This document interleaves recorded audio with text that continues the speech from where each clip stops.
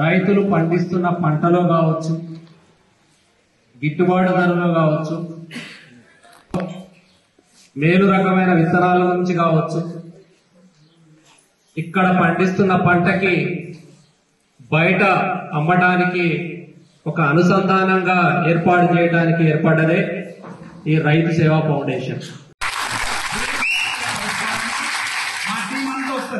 నేను లక్ష్యపడ్డాము.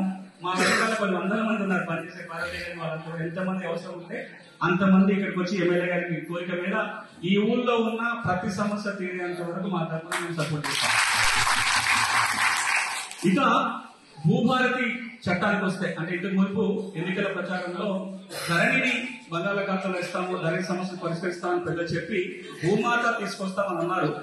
ఆ భూమాత స్థానంలోనే భూభారతి అని వస్తున్న పేరు మార్చామంటే.